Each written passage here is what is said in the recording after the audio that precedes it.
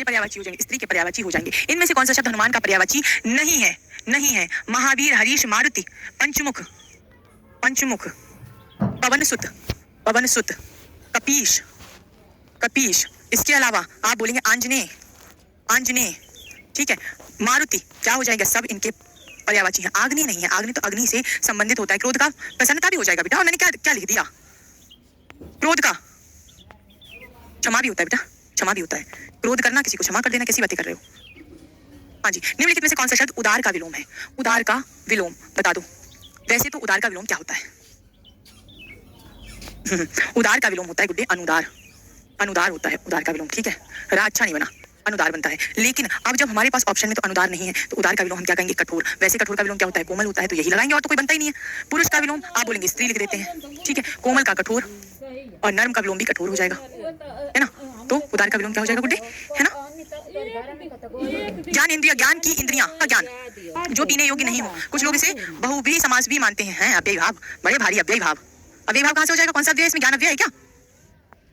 चलो, जो पीने योग्य नहीं हो, इस वाक्यांश के लिए सही शब्द कौन से है? नापे, जहर, अमृत या अपे? अपे होता है, अपे होता है, नापे नहीं होता। चलिए, जो क्षीण ना हो सके उसके लिए उपयुक्त शब्द क्या है? जो क्षीण ना हो सके, अक्षय, अनंत, अमिट या अपार? बता दो।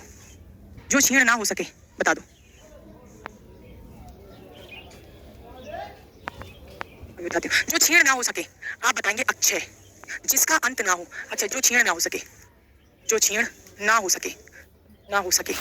अनंत, जिसका कोई अंत ना हो, जिसका अंत ना हो, अंत ना हो, अनंत। अमिट, जो मिटे ना, जो मिटे ना। अपार, जिसका कोई पार ना हो, जिसका पार ना हो, पार ना हो, क्या कहलाएगा? अपार कहलाएगा। चलिए, कवि के हृदय में जो भाव स्वतः होते हैं वे गीत का रूप धारण कर लेते हैं। भैया जी लगाना इस पे पोल लगा दो।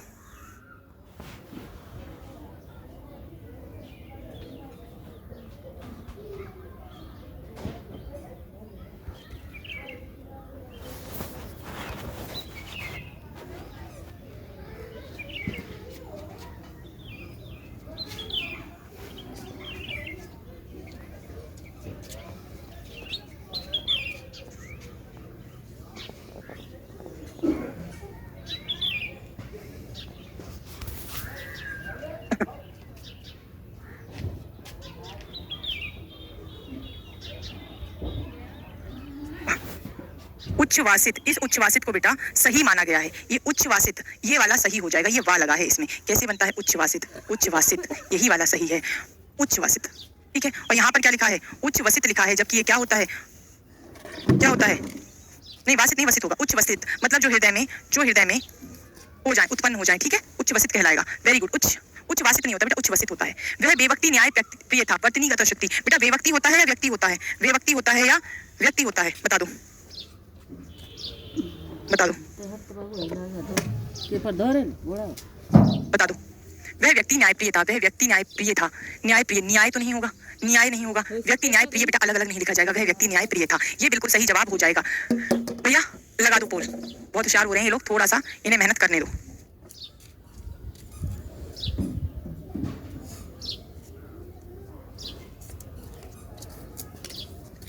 दो वर्णों के मेल से होने वाले विकार को संधि कहते हैं। दो स्वरों के मेल से उत्पन्न विकार को संधि कहते हैं। व्यंजन एवं स्वर अथवा व्यंजन के मेल से उत्पन्न होने वाले विकार को संधि कहते हैं। विसर्ग के साथ विसर्ग के मेल को संधि कहते हैं। विसर्ग के साथ विसर्ग का मेल हो सकता है क्या बेटा? सोच के देख लो। कोई भी वाक्य, कोई भी शब्द दुनिया में विसर्ग से शुरू नहीं होता, तो जब शुरू नहीं होता तो मेल कैसे होगा? विसर्ग के साथ विसर्ग के मेल को संधि नहीं कहते। सिर्फ 35% बच्चों ने सही आंसर दिया है। निम्नलिखित में से कौन सा व्यंजन संधि का उदाहरण है? बता दो, बता दो।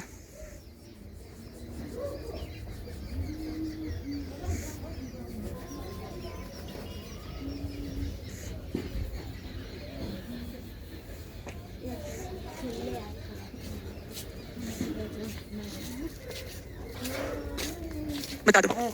Very good. पहला क्या होगा? सदाधन एव, सदाधन एव। सीधे कह दोगे मैम, वृद्धि संधि है, स्वर संधि। मनः धन रथ, मनोरथ, ठीक है। निर्गुण, निहि धन गुण, विसर्ग संधि, निहि धन गुण। सदाचार, सत्य सही अर्थभेद कीजिएगा। तड़ कीचड़, तक पलंग, पर्याप्त पलंग। आप बोलेंगे पर्यंत का अर्थ होता है जब तक कार्य होगा। हाँ, डी पे पहुंच गए। पर्यंत जब तक कार्य होगा, जब तक कार्य होगा। और पर्यंक का अर्थ पलंग होता है। पर्याप्त, पर्यंत का अर्थ जीवन पर्यंत कहते हैं, तो जीवन तक। तो कौन सा हो गया? बी ऑप्शन सही हो गया। सब ने एक तरफ से गलत आंसर दिया है, दो कोई दिक्कत नहीं है। आकृति शब्द का सम भिन्नार्थक शब्द क्या है? आकृति, आकृति बता दो।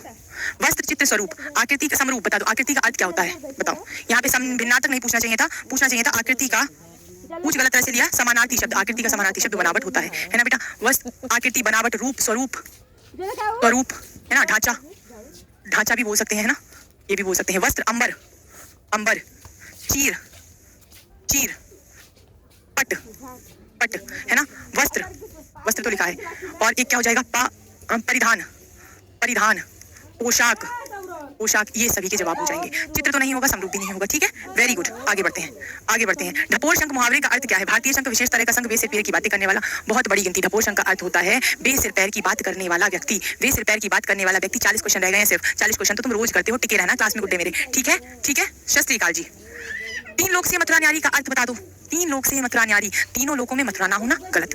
मथुरा का बखान 3 लोगों ने बहुत सुंदर मथुरा को ना, सबसे निराला, दुनिया में जो सबसे निराला होता है उसे निराला कहते हैं ना, तो 3 लोक से मथुरा न्यारी, ठीक है। चलिए, बोलो सब रघुवंश कुठार की धार में, बारन बजी सतरत, बाण की वायु उड़ावन के लक्षण, अहिरा रामरति। इन काम प्रकृतियों में कौन सा रस है, जल्दी से बता दो। बोलो सब रघुवंश कुठार की धार में, बारन बजी सरहत, बाण की वायु उड़ावे के लक्षण, लक्ष्य करो अरिहा समृत। जल्दी से बता दो क्या हो जाएगा, क्या होगा, सीधे से बता दोगे। बोलो सब रघुवंश कुठार की धार पे, रघुवंश की कुठार की धार की बाण उड़ावे वायु के लक्षण, लक्ष्य की सारी वायु में ही बाण उड़ जाते हैं, तो कौन सा रस होगा, क्या होगा, आप बोलिए रौद्र रस होगा, रौद्र रस होगा, गुस्से की बात हो रही है ना, तो कौन सा रस हो जाएगा, रौद्र रस हो जाएगा। जब श्री कृष्ण, जब रघुवंश की कुठार उठती है तो बाण हवा में चले जाते हैं। हाय मैम, अरे हाँ जी, हाय बताइए। अकल का दुश्मन होना मुहावरे का अर्थ, महापंडित, आप बोलिए बहुत बुद्धिमान होता है महापंडित का अर्थ, शत्रु नहीं, अकल का दुश्मन, महामूर्ख, महामूर्ख। थकी तो नहीं, थोड़ी सी हो जाती है battery down after some time, but कोई नहीं, तुम लोग वो साथ में तो फिर कोई दिक्कत ही नहीं है। एक हाथ से ताली नहीं बजती, मुहावरे का अर्थ क्या होगा, झगड़े में दोनों पक्ष दोषी होते हैं, हर बात पर ताली नहीं बजती, गलत। काम करने के लिए दोनों हाथों की जरूरत है, गलत। अकेला आदमी झगड़ा नहीं करता, गलत। झगड़े में दोनों पक्ष दोषी होते हैं, दोनों पक्ष दोषी होते हैं।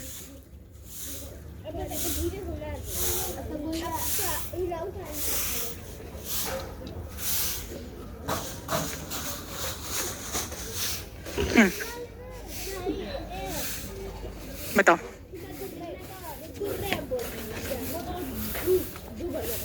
इसे आप बोलेंगे कितने प्रकार के अलंकार होते हैं, आप बोलेंगे शब्द अलंकार होते हैं और अर्था अलंकार होते हैं। शब्द अलंकार और अर्था अलंकार होते हैं तो क्या होगा, अलंकार हो जाएगा।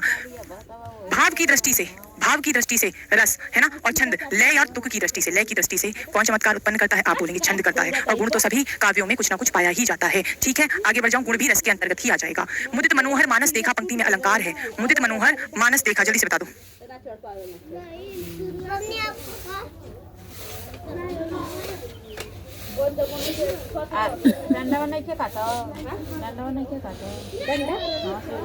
आने लगे हैं। बिन पग चले बिने सुने बिन काना, कर बिन कर्म करे विधि नाना।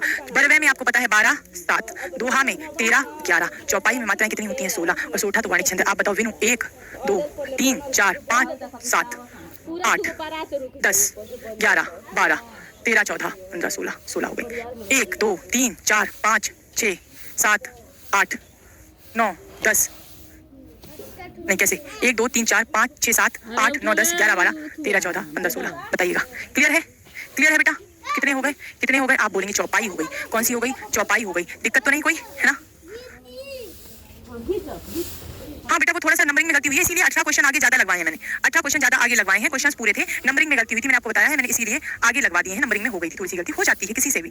एक बार बताओ, एक हफ्ते का डाटा किसी टाइपिस्ट को 1 दिन में टाइप करने को दोगे, थोड़ा सा तो होता ही है ना। चलो, निम्न में से किस शब्द में उपसर्ग का प्रयोग नहीं हुआ, नीरस, नीरंध्र, नीरव और नीरज। जल्दी से बता दो किसका, नीरस जिसमें रस ना हो, नीरस लगा है उपसर्ग। नीरंध्र आप बोलोगे मैम लगा है, किसमें नहीं लगा, जल्दी से बता दो, जल्दी से बता दो किसमें नहीं लगा जल्दी से अम्मा, आप बोलेंगे मैम नीरज, हम तो ये कमल को कहते हैं नीरव, आप बोलेंगे कमल को नीरज कहते हैं। सीधा सीधा एक ही अर्थ निकलने वाला, मतलब कौन सा, बिना उपसर्ग का शब्द है, ठीक है। आगे बढ़ जाते हैं। बदनसीब शब्द में कौन सा उपसर्ग है, बदधन नसीब, बदधन नसीब कौन सा हो जाएगा, बदनसीब हो जाएगा। और ये कैसे उपसर्ग है, आप बोलोगे मैम उर्दू फारसी उपसर्ग माना जाता है, ठीक है। चलिए, बिल्कुल इनमें से कौन सा प्रत्यय लेखक शब्द के अंत में प्रयोग हुआ है, लेख, अक, अक लगा है तो कौन सा लगा है, आप बोलोगे अक लगा है। लेखक क्या लगा है गुड्डे, लेखक। क्लियर है, आगे बढ़ जाए। सिंपल क्वेश्चन जल्दी करो। तंद्र आलू, तंद्र, तंद्राधन आलू, तंद्राधन लू, आलू नहीं लू, तंद्राधन लू, बता दो कौन सा हो जाएगा इसमें प्रत्यय, आप बोलोगे लू प्रत्यय हो जाएगा। क्रिया से बनने वाली भाववाचक संज्ञा है, क्रिया से बनने वाली भाववाचक संज्ञा है थकावट, आप बोलोगे भाववाचक संज्ञा। बुराई, बुरा से बुराई, बुरा तो क्या है, आप बोलेंगे बुराई किससे बनी है, बुरा से बनी है। और बुरा क्या होता है, विशेषण होता है। आलस्य भाववाचक संज्ञा अपने आप ही है। बुढ़ापा, बूढ़ा धन, आप बता दो किससे बनी है, किससे बनी है, आप बताओ, आप बोलोगे थकान, थक धातु होगी, थकान क्रिया से क्या बनी है, थकान क्रिया में आवट प्रत्यय लगकर, थक थक धातु में आवट प्रत्यय लगा है, कौन सी आवट प्रत्यय लगा है, आवट प्रत्यय लगा है तो थकावट हो गया। क्लियर है, क्लियर है, हो गया गलत, सही है तुम्हारा। हरियाली शब्द बताओ, हरियाली जाति तो है नहीं, हरियाली व्यक्ति भी नहीं है, हरियाली कभी दिखाई देती है क्या, वो सॉरी मैं कह रही दिखाई देती है, हरियाली क्या है, आप बोलेंगे मैं महसूस की जाती है, ऐसा नहीं है, हरा पेड़ आपको दिखाई देगा, हरी घास आपको दिखाई देगी, हरियाली दिखाई नहीं देगी, हृदय का भाव है, भाववाचक संज्ञा है, भाववाचक संज्ञा जब कुछ बहुत ही सुंदर सा होता है, कुछ कहते हैं ना बहुत हरियाली है यहाँ, तो हरियाली का मतलब सिर्फ हरा रंग ही नहीं होता, मन का भाव होता है, कुछ अच्छी जगह को देखकर हम कह देते हैं। निम्न में से कौन सा विकल्प सही युग्मित है, चलो वो विकल्प हम बाद में जोड़ेंगे, पहले हम देखेंगे साहब का स्त्रीलिंग क्या हो जाएगा, आप बोलोगे मैम 4th हो जाएगा, 4, पिता का क्या हो जाएगा, माता हो जाएगा, 3, हाथी का हथनी 2, सांप का सांपिन, सर्पिणी होता है, सांप का सांपिन होता है 1, 4 3 2 1, 4 3 2 1, ए ऑप्शन सही नहीं हो जाएगा, बिल्कुल बताइए ए ऑप्शन सही हो जाएगा या नहीं हो जाएगा बताएं, आप बोलेंगे मैम बिल्कुल सही हो जाएगा, ठीक है, ठीक है भैया। मेरे पास आपके लिए 317 क्वेश्चन है, निम्नलिखित निम्नलिखित में से पुल्लिंग शब्द को आप बोलोगे रचना की जाती है स्त्रीलिंग, स्त्रीलिंग, प्रार्थना की जाती है पुल्लिंग, सॉरी प्रार्थना की जाती है स्त्रीलिंग, स्त्रीलिंग, ठीक है, और पत्र लिखा जाता है पुल्लिंग, आज्ञा दी जाती है स्त्रीलिंग, स्त्रीलिंग, ठीक है, आगे बढ़ जाएं, चलो। मिठाई शब्द के शब्द का एक वचन है, बताओ मिठाई शब्द के शब्द का एक वचन है, तो सीधे सीधे मिठाइयाँ, मिठाई का बहुवचन पूछ रहा है, मिठाई का बहुवचन पूछ रहा है, ठीक है, हाँ जी, हाँ बिल्कुल, बहुत आशीर्वाद है बच्चे। देखो एक आप सभी लोगों को, एक आपको एक ट्रिक बताऊंगी जिससे आपकी ये गलतियां होंगी नहीं आगे, आपकी ये गलतियां आगे होंगी नहीं, ठीक है, चलिए, है ना। आप बोलेंगे मिठाई जब भी कोई जब भी बड़ी ई से कोई संज्ञा का एंड हो तो उसका जब भी बहुवचन बनेगा, जब भी बहुवचन बनेगा तो ये जो मिठाइयाँ लिखा जाएगा तो ये ई छोटी ई में बदल जाएगी और ये मिठाइयाँ हो जाएगा। इसी तरह स्त्री हम लिखते हैं, स्त्री बड़ी ई की मात्रा है, बहुवचन बनाते ही बेटा स्त्रियाँ हो जाता है, स्त्रियाँ हो जाता है, ठीक है। हम लिखते हैं पक्षी, पक्षी लिखते हैं, जैसे ही हम इसका बहुवचन बनाएंगे पक्षीवृंद या पक्षीगण बनाएंगे, पक्षीगण बनाएंगे, बताइएगा, ठीक है, ठीक है। मंत्री लिखते हैं हम, मंत्री लिखते हैं, जैसे ही बहुवचन बनाएंगे मंत्रिमंडल लिखते हैं, मंत्रिमंडल लिखते हैं। तो बताओ क्या आपको ये कंफर्म है, क्या अब आप समझ जाएंगे इसको, बताइएगा, बताइएगा। 278 के आसपास एक भी क्वेश्चन नहीं छूटा है। कभी शब्द किस शब्द का एक वचन है, कभी वृंद, कभी समूह, कभी लोग या कभी दल, तो आप बोलेंगे मैम कभी वृंद होता है, कभी वृंद होता है, कभी वृंद होता है, ठीक है, चलिए। अच्छा आप लोग को ये नहीं लगता, चलो। पढ़ने वाला में किस प्रत्यय का प्रयोग हुआ है, पढ़ने वाला में किस प्रत्यय का प्रयोग हुआ है, जल्दी से बता दो। देशज, तद्धित, कृदंत या विदेशज, बता दो, बता दो, बता दो, बता दो। आप बोलेंगे मैम किस प्रकार से, धातु में जब ना के अलावा कोई अन्य प्रत्यय जुड़ जाता है तो वो कृदंत प्रत्यय कहलाता है। धातु में जब ना के अलावा कोई अन्य प्रत्यय जुड़ जाए तो क्या कहलाता है, कृदंत प्रत्यय कहलाता है। नेक्स्ट क्वेश्चन, खिलौना शब्द का मूल शब्द है और प्रत्यय है, जल्दी से बता दो। खेल धन औना, आप बोलेंगे नहीं, खेल धन औना नहीं, खेल नहीं, खेल धन औना, खेल धन औना, तो क्या हो जाएगा, खिलौना हो जाएगा, ठीक है, खिलौना हो जाएगा। अच्छा एक बात बताओ, क्या बोलूं मैं, रहने दो। निम्नलिखित विकल्पों में उस विकल्प का चयन कीजिए तो दिए गए वाक्यों में क्रिया पदबंध का उचित विकल्प है। बेटा पदबंध का अर्थ क्या होता है, मतलब क्रिया पदबंध, क्रिया से जुड़े हुए जितने भी पद होंगे वे क्रिया पदबंध कहलाएंगे, ठीक है। ना जुड़ता है तो धातु बनती है, जो कृदंत बता रहे हो ना, जब धातु में ना जुड़ता है तो क्रिया बनती है, जब धातु में ना के अलावा कोई प्रत्यय जुड़ता है तो कृदंत क्रिया बनती है। अभी मैंने क्या बोला था, अच्छा क्रिया कृदंत, हाँ कृदंत है, ठीक है, हाँ जी, ठीक है, आ जाओ। खोला जा सकता है, खोलना क्रिया है, उससे जुड़ के जितने भी शब्द बने हैं आप बोलोगे वही क्या हो जाएगा, क्रिया पदबंध हो जाएगा, क्रिया का पदबंध हो जाएगा, क्रिया से जुड़े जितने भी शब्द हैं, ठीक है। प्रणाम जी। ये चीजें तुम्हारा जी ललचाती हैं, इस वाक्य में ललचाती किस प्रकार की क्रिया है बता दो। तो आप बोलोगे ललचाने, क्या चीजें ललचाती हैं, आप बताएंगे चीज ललचाती है, क्या ललचाती है, चीजें ललचाती हैं, तो कौन सा हो जाएगा, आप बोलेंगे मैम चीजें है ना हमारे पास, कर्म है ना, कर्म है तो सकर्मक हो जाएगा, आगे क्यों बढ़ना। कर्म है, पूर्वकालिक तो नहीं, अकर्मक भी नहीं, प्रेरणार्थक भी नहीं। पूर्वकालिक एक क्रिया के होने से पूर्व कोई अन्य क्रिया हो जाए, अकर्मक क्रिया जिसका कर्म ना हो, प्रेरणार्थक क्रिया जब कर्ता काम स्वयं ना करके किसी अन्य से कार्य कराए, प्रेरणार्थक क्रिया, ठीक है। चलिए आगे बढ़ते हैं बेटा, हमारे तो 300 पूरे होने जा रहे हैं। पुस्तक पढ़ी जाती है में कौन सा वाच्य है, बताओ। पुस्तक पढ़ी जाती है, पुस्तक पढ़ता है, कोई पुस्तक पढ़ता है, कर्तृवाच्य। पुस्तक पढ़ी जाती है, पुस्तक कर्म है और कर्म जब हमारे पास है तो कौन सी सा वाच्य हो जाएगा, कर्म वाच्य हो जाएगा, ठीक है। चलिए निम्नलिखित में से कौन सा वाक्य कर्म वाच्य का उदाहरण है, शीला से पढ़ा नहीं जाता, आप बोलेंगे पढ़ना ही सकर्मक क्रिया है तो कर्म वाच्य में तो सकर्मक क्रिया ही होगी। शीला से हंसा भी नहीं जाता, हंसने को तो आप अकर्मक क्रिया कहते हैं, चलने को अकर्मक क्रिया कहते हैं, हिलने को भी अकर्मक क्रिया कहते हैं, तो बेटा जस्ट वन वाला कोई आंसर ठीक हो जाएगा। चलिए निम्न प्रश्न में से 4 विकल्पों में दिए गए वाक्य का सही काल पहचानिए। यदि मैं समय पर स्टेशन पहुंचता तो मेरी गाड़ी ना छूटती। यदि मैं समय पर स्टेशन पहुंचता तो मेरी गाड़ी ना छूटती। संदिग्ध भूतकाल।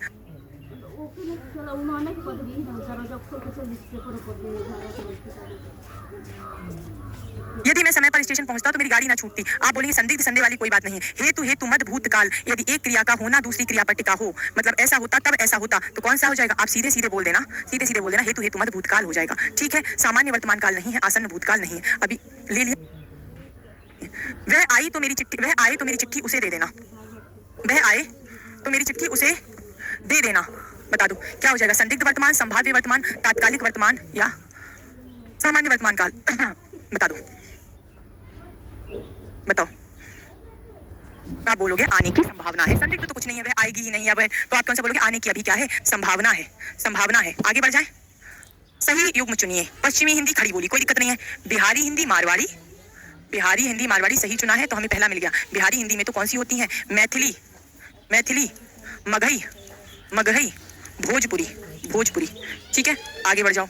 इसके अलावा मारवाड़ी राजस्थानी हिंदी, राजस्थानी हिंदी, मारवाड़ी। ठीक है, पूर्वी हिंदी आप बोलोगे अवधी बघेली छत्तीसगढ़ी, अवधी बघेली छत्तीसगढ़ी। तो इसके आगे भी कोई युग्म है क्या? ओ माय गॉड, इसके आगे कुछ वो है क्या? नहीं नहीं, इसी में जुड़ना है।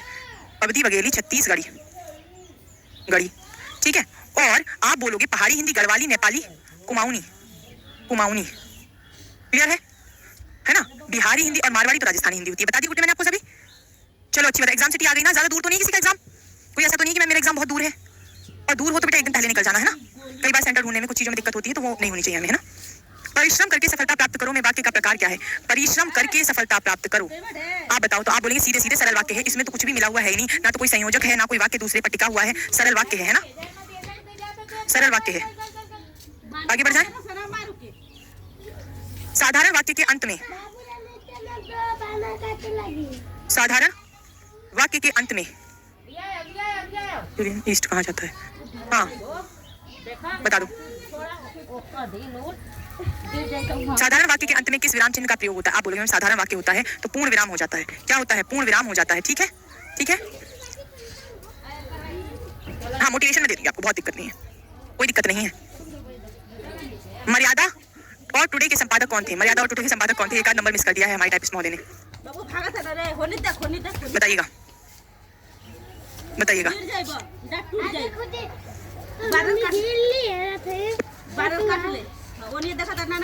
बता देना। मर्यादा और टुडे के संपूर्णानंद साहब जी संपादक थे। ठीक है, मर्यादा, मर्यादा और टुडे के। आगे बढ़े।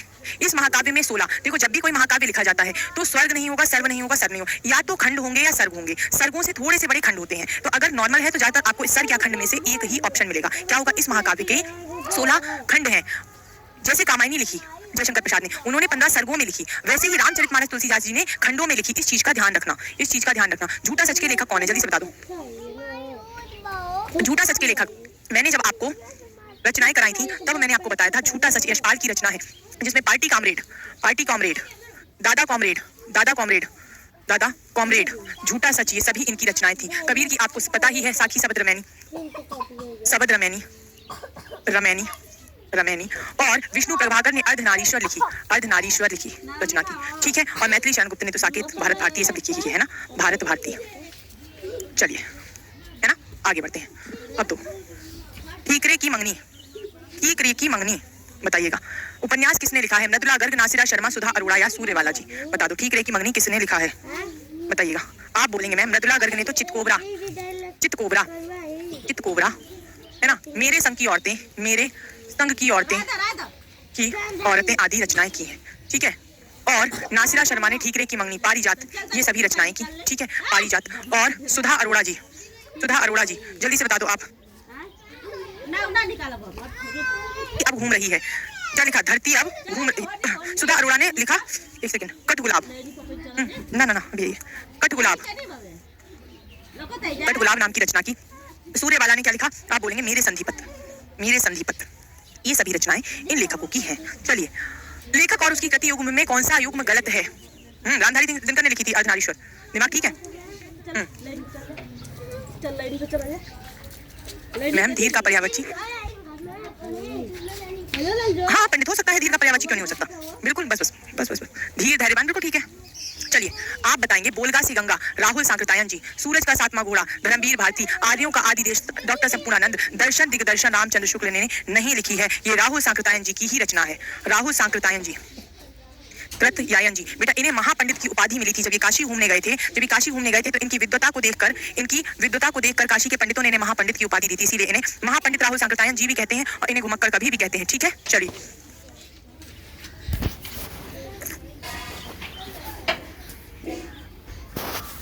किसने किसी पत्रिका का संपादन नहीं किया, बता दो। हंस पत्रिका जिसको प्रेमचंद ने संपादन किया था, उसका बाद में संपादन राजेंद्र यादव जी ने किया। धर्मवीर भारती, आप बोलेंगे धर्मयुग पत्रिका का इन्होंने संपादन किया। भीष्म साहनी ने नहीं किया किसी पत्रिका का संपादन, और प्रतीक पत्रिका का संपादन अज्ञे जी ने किया था, प्रतीक का। ठीक है, चलो आगे बढ़ जाए। दशरथ के पुत्र राम ने रावण को मारा।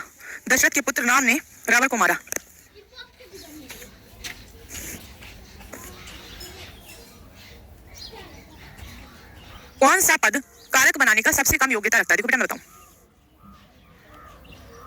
कारक क्रिया के पास जो सबसे होते हैं उन कारक को सबसे ज्यादा महत्व दिया है, तो रावण, राम, पुत्र। आप बोलेंगे मैम इसमें से कौन सा पद सबसे कम वो रखता है, तो आप बोलेंगे दशरथ सबसे पहले है, तो दशरथ में कारक नहीं बनेगा। ठीक है, नहीं, इस साइड को पढ़ते हैं, ये रखेगा, फिर एंड में दशरथ आएगा। ठीक है, एंड में दशरथ आएगा। ठीक है, तमस बेटा उपन्यास है, तमस पत्रिका नहीं।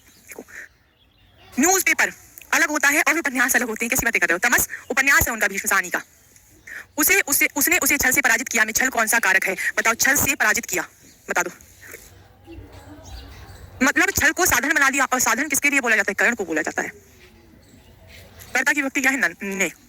अपादान भी से का भाव देता है, लेकिन अलगाव के लिए, और कर्ण साधन के लिए। ठीक है, कर्म आप बोलेंगे को की विभक्ति आती है कर्म के लिए। चलिए आगे बढ़ जाए। चलो गद्यांश आ गया आपका।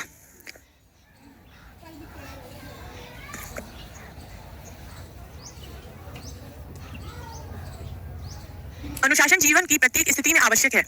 अनुशासन सैनिक जीवन की आत्मा है। परिवार में सद्भाव बनाए रखने के लिए इसकी आवश्यकता पहले है। समाज और राष्ट्र में शांति और सद्भाव पूर्ण संबंध बनाए रखने के लिए इसकी आवश्यकता भी है। ईश्वर की सृष्टि में यदि अनुशासन नहीं है तो अराजकता फैल जाएगी। ठीक है, और यह विश्वास तुरंत अस्त व्यस्त हो जाएगा। चलिए, अनुशासन क्यों आवश्यक है? वह सद्भाव और शांति के लिए, परिवार में सद्भाव और समाज राष्ट्र में शांति और क्यों परिवार में सद्भाव बनाए रखने के लिए इसकी आवश्यकता है, समाज और राष्ट्र में शांति। तो ये बी वाला ऑप्शन जो है बिल्कुल सही हो जाएगा। परिवार में सद्भाव और समाज तथा राष्ट्र में शांति और सद्भावपूर्ण संबंध बनाए रखने के लिए अनुशासन आवश्यक है। गुड्डे, ठीक है, आगे बढ़े। चलिए, अनुशासन किसकी आत्मा है?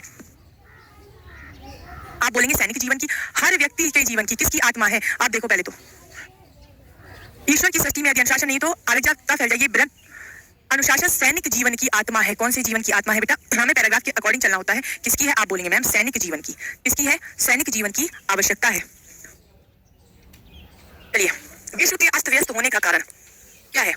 विश्व के अस्त व्यस्त होने का कारण अनुशासन होना, अनुशासन ना होना। तो आप बोलेंगे मैम अस्त व्यस्त तो तब होगा जब अनुशासन नहीं रहेगा। ठीक है, एक गद्यांश का 6 क्वेश्चन और रहेगा, लगभग 11 क्वेश्चन और है। आप मुझे 11 मिनट दे दीजिए, 11 मिनट दे दीजिएगा। अनुशासन का अर्थ है, फिर से अनुशासन वाला क्वेश्चन, नियमों विधियों का पालन करना।